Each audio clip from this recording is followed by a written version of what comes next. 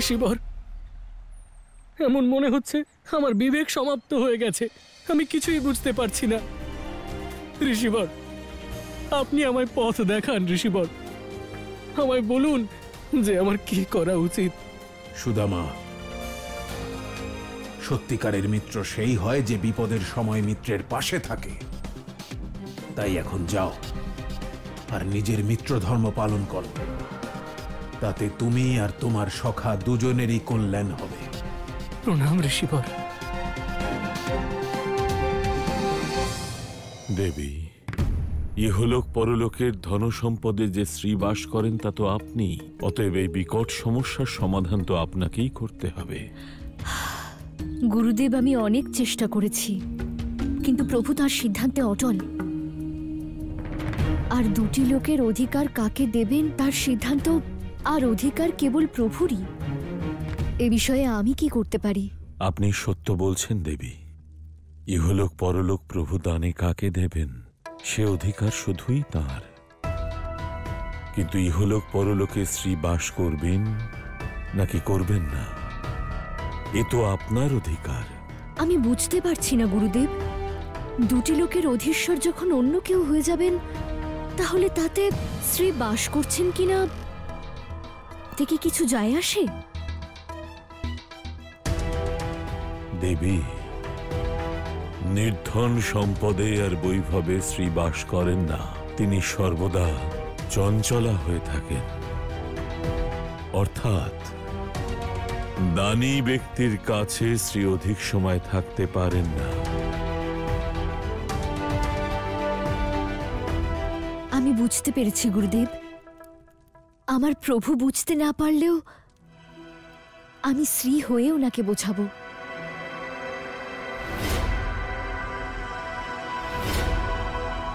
সখা, আমায় ক্ষমা করে দাও যে আমি তোমাকে এইভাবে ছেড়ে চলে গিয়েছিলাম। সখা, আমি তোমায় বলতে পারবো না তোমাকে আমার সম্মুখে দেখে আমি কত আনন্দ পাচ্ছি।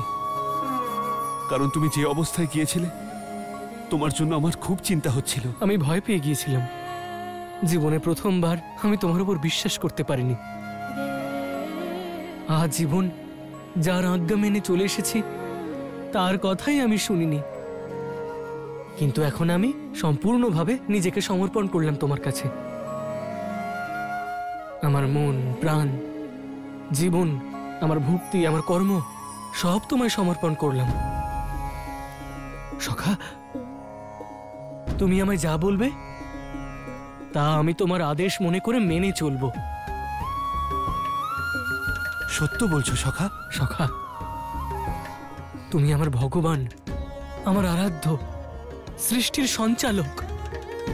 আর যে সৃষ্টির সঞ্চালকের আদেশ মানে না, সে তো সব থেকে বড় অপরাধী। ভেবে দেখো সখা, আবার তোমার মন পরিবর্তন হবে না তো? আমার সব থেকে বড় ভুল ছিল সখা যে আমি তোমাকে ছেড়ে চলে গিয়েছিলাম। তুমি যদি এখন আমায় কাঁটার ওপর হাঁটতে বলো তাহলে আমি তাই হাঁটবো। যদি তুমি সিংহাসনে বসাও তাহলে আমি সিংহাসনে বসবো। তোমার সব আদেশকে তোমার প্রতি ভক্তি মনে করে আমি মেনে চলবো। তুমি ধন্য সখা, তুমি ধন্য।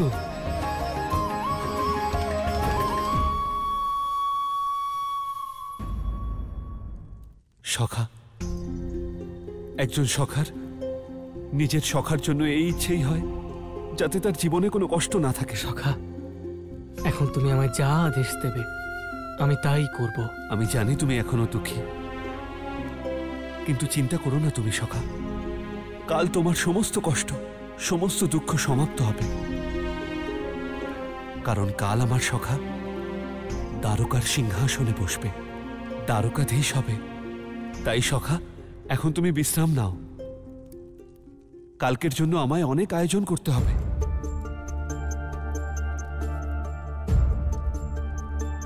সখা, তুমি যেখানে বসাবে আমি এখন সেখানেই বসবো। এখন আমায় যে পথে হাঁটাবে আমি সেই পথেই হাঁটবো। একবার আমার নৌকা ডুবতে বসেছিল, এবার তোমার প্রতি বিশ্বাসী আমাকে কূলে পৌঁছে দেবে।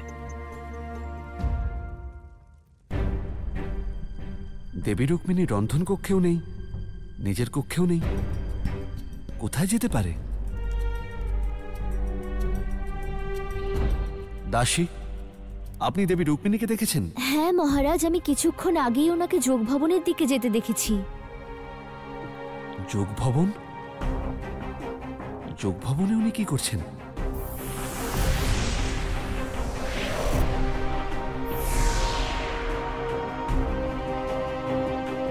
দেবী রুক্মিণী, কোথায় তুমি? আমি এখানে প্রভু। দেবী, তুমি স্ত্রীর রূপে? এছাড়া আমার কাছে আর কোনো পথ ছিল না, তাই বাধ্য হয়ে আমাকে স্ত্রীর রূপ ধারণ করতে হয়েছে। কিন্তু কি এমন হয়েছে দেবী? আপনার সিদ্ধান্ত, যদি এখনো আপনার সিদ্ধান্ত না বদলায়, যদি এখনো আপনি সুদামাকে দুটি লোকের অধীশ্বর বানান, তাহলে আমায় আপনাকে ছেড়ে চলে যেতে হবে প্রভু। কিন্তু দেবী, তুমি তো আমার অর্ধাঙ্গিনী, তাহলে তুমি আমাকে ছেড়ে কিভাবে যেতে পারো? এখন আমি রুক্মিণী নই, শ্রী প্রভু। আর শ্রী শুধুমাত্র নারায়ণের সঙ্গেই থাকেন, সেই নারায়ণ যিনি দুটি লোকের অধীশ্বর। যদি আপনি ওই দুটি লোক সুদামাকে দান করে দেন, তাহলে বাধ্য হয়ে আমায় আপনাকে ছেড়ে চলে যেতে হবে। দেবী, আমি তোমার দ্বিধা বুঝতে পারছি। যদি আমি প্রতিশ্রুতিবদ্ধ হই, তাহলে তুমি ধর্ম পালনে বাধ্য। তাই আমি তোমাকে আটকাবো না। তুমি তোমার ধর্ম পালন করো, আর আমি আমার। আমি ভেবেছিলাম যে শ্রীয়ের রূপে আপনার মন পরিবর্তন করতে পারব, কিন্তু শ্রী যে রূপেই থাকুক, তিনি সর্বদা পরাজিতই হয়েছেন। আজ আপনার জেদের সামনে আমিও হেরে গেলাম প্রভু।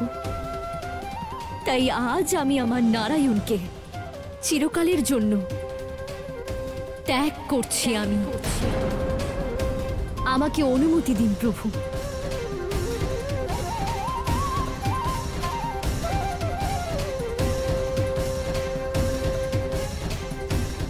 তোমার সব মনস্কামনা পূর্ণ হোক।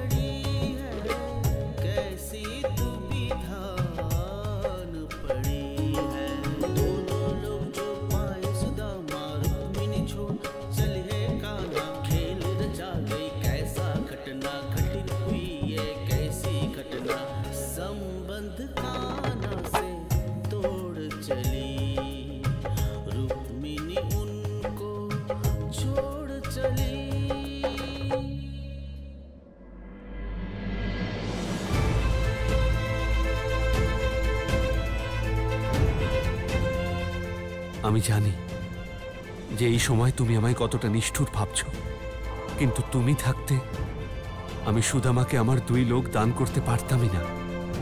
সেই জন্য সংসারে আজ এই প্রথমবার স্ত্রী নিজের হরিকে ছেড়ে চলে যাচ্ছে।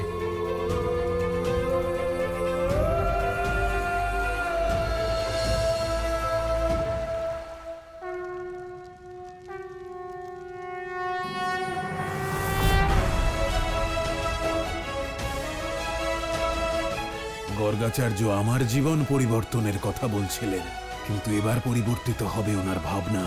উনি বুঝবেন ব্রহ্মর্ষি বিশ্বামিত্র যদি সিদ্ধান্ত নেন, তাহলে ঈশ্বরের জীবনও পরিবর্তন করতে পারেন।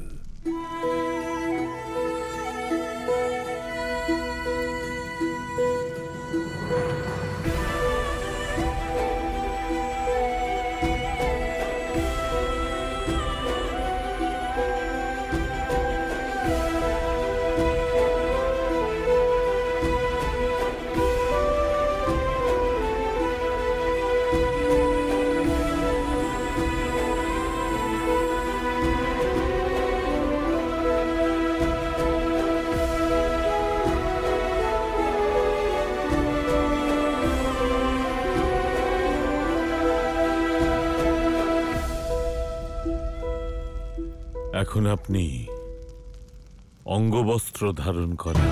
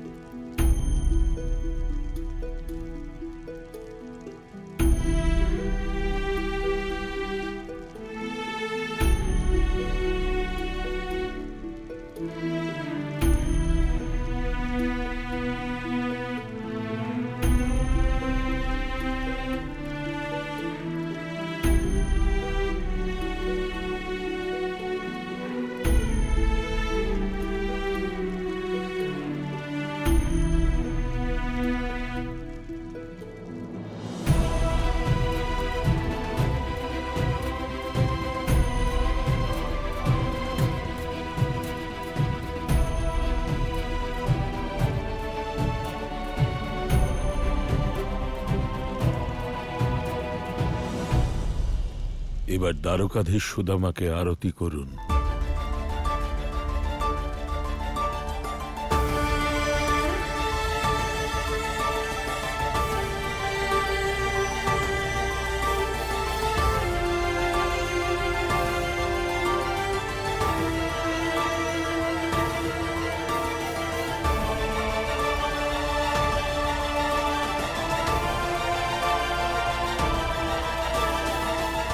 সখা, আজ আমার প্রতিশ্রুতি পূর্ণ হল। আজ থেকে আমার এই দ্বারকা তোমার। আজ থেকে তুমি দ্বারকাধীশ। না সখা, বলো দ্বারকাধীশ সুদামা জয়! বলো দ্বারকাধীশ সুদামা জয়! নারায়ণ নারায়ণ। হে দেবাদিদেব, আজ সুদামা দরিদ্র থেকে রাজা হয়ে গেল, ভিক্ষুক থেকে 2 লোকের অধীশ্বর হয়ে গেল। যে প্রতিজ্ঞা আমার প্রভু নিজের ভক্তকে দিয়েছিলেন, সেই প্রতিজ্ঞা আজ আমার প্রভু পূর্ণ করলেন। দেবশ্রী, এ কাজ শুধুমাত্র আমার প্রভুই করতে পারেন, যিনি তার ভক্তকে তার সর্বস্ব দিয়ে দেন। আজ ব্রহ্মর্ষি বিশ্বামিত্র নিশ্চিত রূপে এটা জানলেন যে আমার প্রভু কেন প্রভু হয়ে উঠেছেন। আজ ব্রহ্মর্ষির অহংকার নিশ্চয়ই ভেঙে গেছে। নারায়ণ নারায়ণ।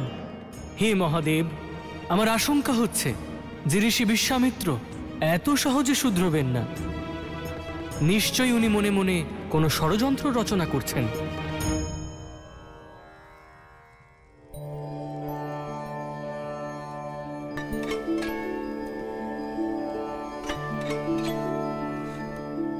ঋষিবর, আমার মনে যে ভাবনা ছিল তাকে আমি সাংসারিক রূপ দিয়েছি। আমার সখাকে দ্বারকাধীশ করে আমি ওকে লোক পরলোকের অধীশ্বর বানিয়েছি। সুদামার 2 মুঠো চাল যা আমি গ্রহণ করেছিলাম, তার প্রতিফল ও পেয়ে গেছে। এবার আপনি সন্তুষ্ট তো? কৃষ্ণ, আপনি আপনার সখাকে দেওয়া প্রতিশ্রুতি তো পালন করেছেন, কিন্তু আপনার কাজ এখনো শেষ হয়নি। আমার ইচ্ছে এখনো অপূর্ণ দ্বারকা। ক্ষমা করবেন কৃষ্ণ, এখন তো আর আপনি দ্বারকাধীশ নন। বলুন ঋষিবর, আপনার কি ইচ্ছে আছে যা আমি পূর্ণ করতে পারি? কৃষ্ণ, আপনিই তো বলেন 2 সখার মধ্যে কোনো প্রভেদ থাকে না। সত্য বলেছেন ঋষিবর। সেই জন্যই আমি বলেছিলাম, যা আমার তাই সুদামার, আর যা সুদামার তাই আমার। কৃষ্ণ, আপনার যা ছিল তা তো সুদামার হয়ে গেছে, কিন্তু সুদামার যা ছিল তা এখনো আপনার হয়নি। সেই জন্যই তো আমি বলছি, আপনি কেবল আপনার প্রতিশ্রুতি পালন করেছেন, কিন্তু আপনার কাজ এখনো শেষ হয়নি। ঋষিবর, আমি বুঝতে পেরেছি আপনি কি বলছেন। আপনি চিন্তা করবেন না, আপনার এই ইচ্ছাও আমি অবশ্যই পূর্ণ করব।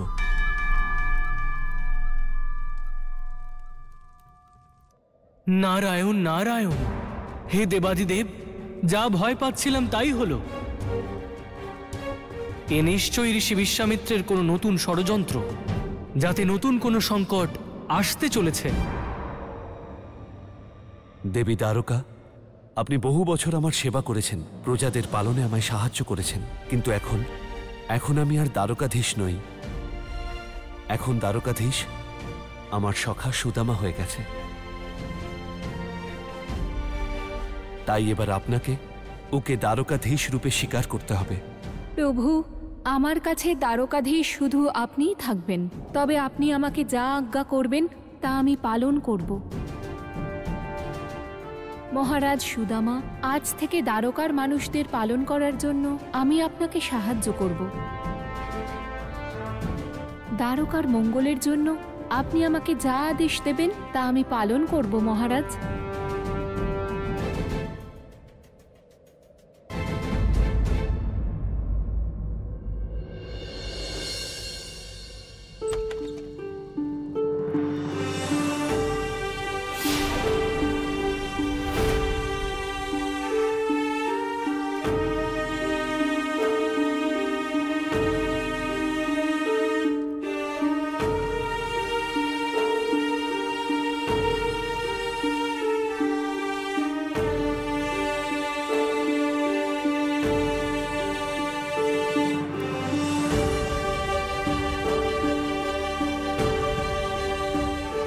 সৃষ্টির অধীশ্বর তিনি সন্ন্যাসী বেশে।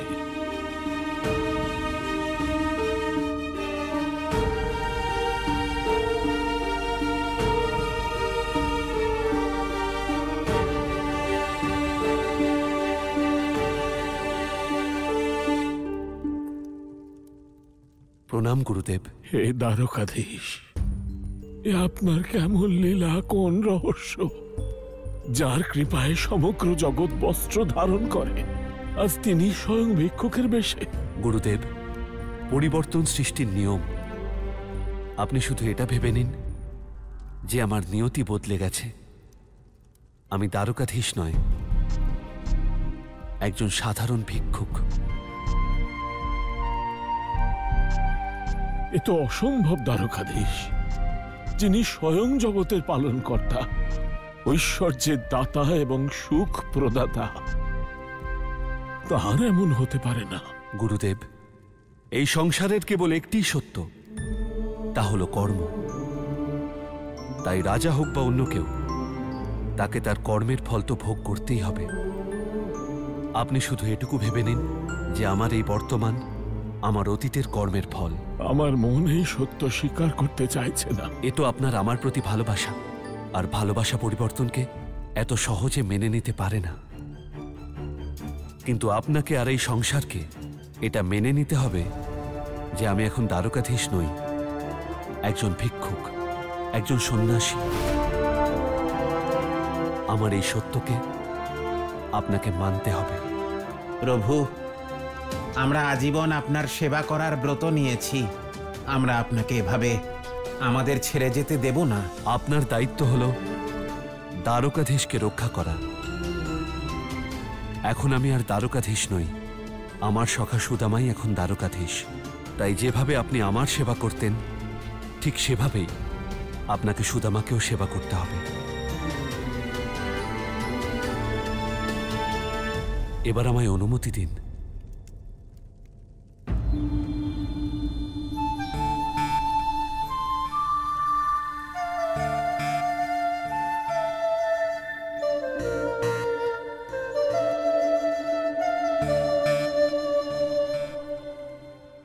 আমি বুঝতে পারছি না। প্রভুর জীবনের প্রত্যেকটি ঘটনা আমি লিপিবদ্ধ করেছি, কিন্তু প্রভু কি এমন কাজ করেছিলেন যার পরিণাম এই হলো? ত্রিলোকের অধীশ্বরকে কেন ধারণ করতে হলো এই ভিক্ষুকের রূপ? আমাকে এর সন্ধান করতেই হবে। নারায়ণ নারায়ণ। হে মহাদেব, এ কি অনর্থ হচ্ছে?